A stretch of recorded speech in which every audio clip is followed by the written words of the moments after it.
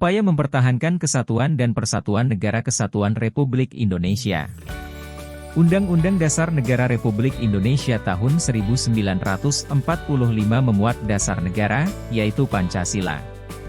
Upaya mempertahankan kesatuan dan persatuan Negara Kesatuan Republik Indonesia dapat dilakukan dengan menerapkan Pancasila.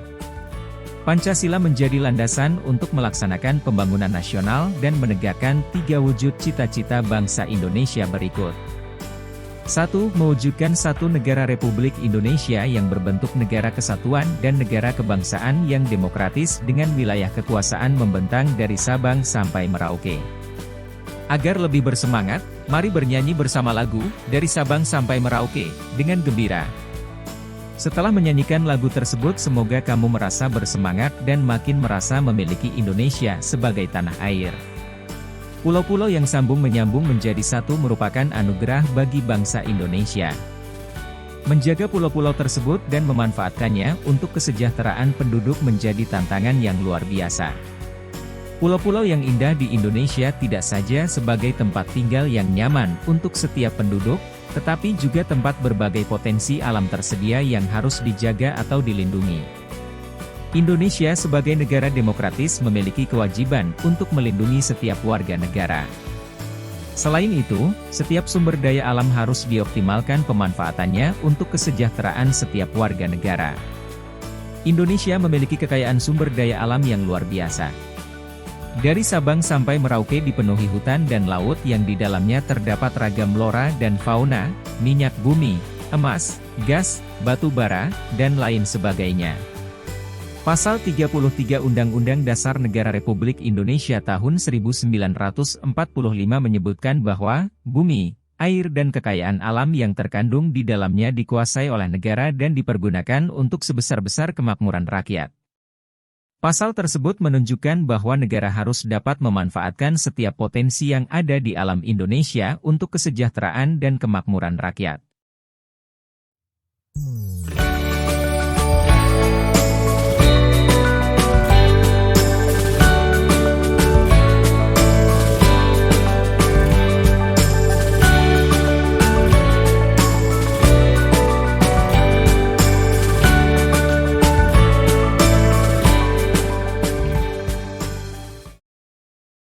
Dua, membentuk satu masyarakat adil dan makmur material dan spiritual dalam wadah Negara Kesatuan Republik Indonesia. Indonesia yang adil dan makmur menjadi cita-cita bersama yang perlu diwujudkan. Mewujudkan amanat tersebut bukan perkara mudah sehingga membutuhkan kerja keras dan kerja sama dari berbagai pihak. Masyarakat adil dan makmur dapat terwujud ketika hak dan kewajiban setiap warga negara mendapatkan porsi seimbang.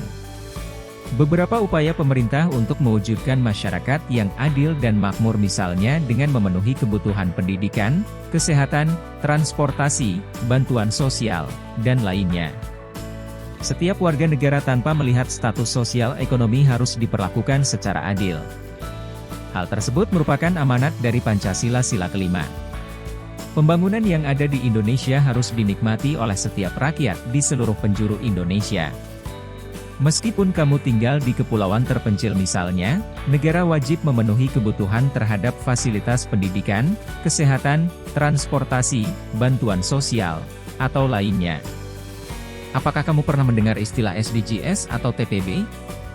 Saat ini dalam konteks global Indonesia sudah berkomitmen untuk menjalankan Sustainable Development Goals, SDGs, atau Tujuan Pembangunan Berkelanjutan, TPB.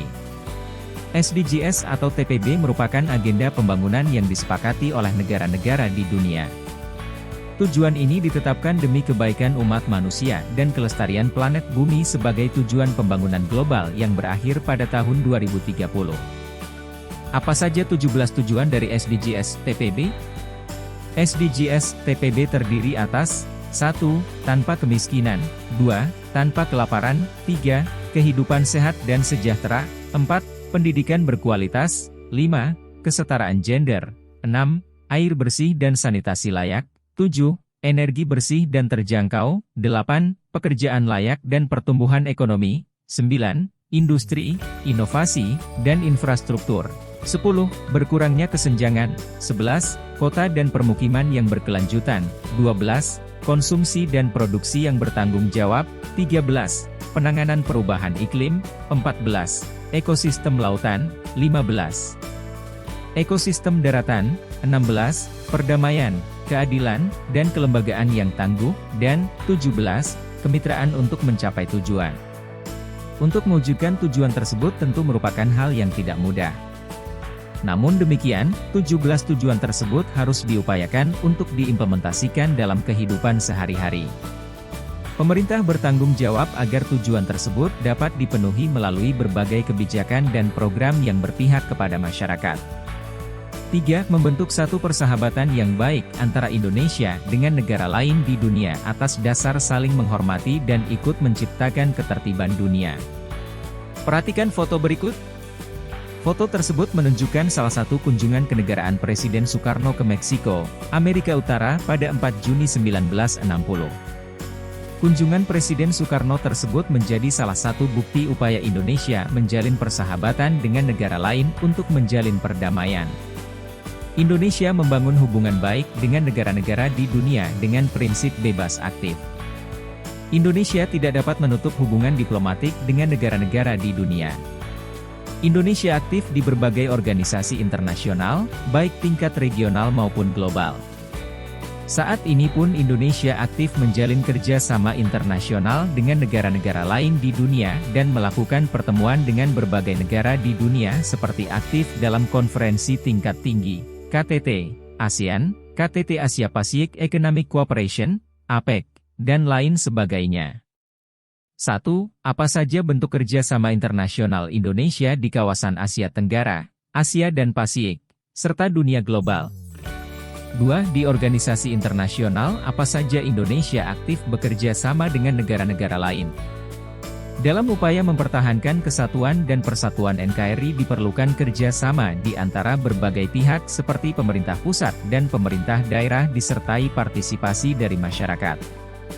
Dalam beberapa tahun terakhir Indonesia menghadapi persoalan-persoalan terkait dengan kasus terorisme, intoleransi, serta pertahanan dan keamanan.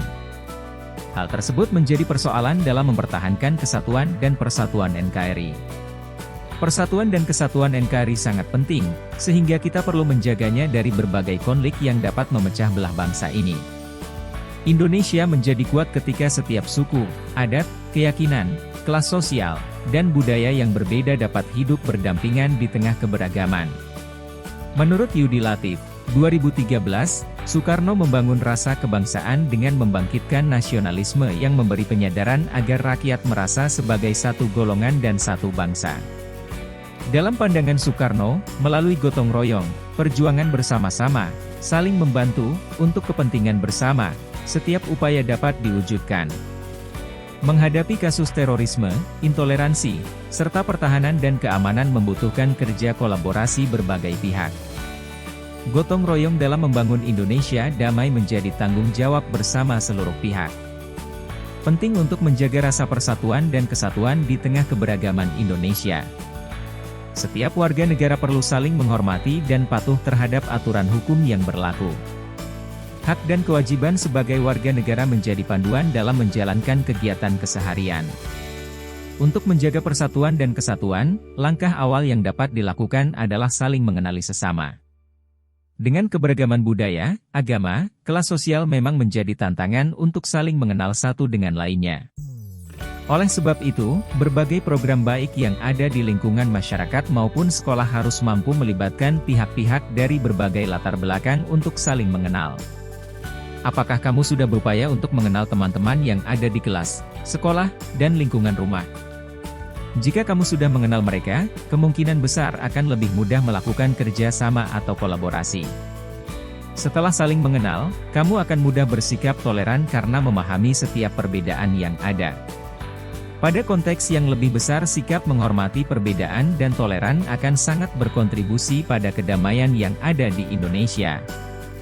Hidup yang penuh kedamaian akan membuat kamu lebih mudah untuk meraih beragam cita-cita.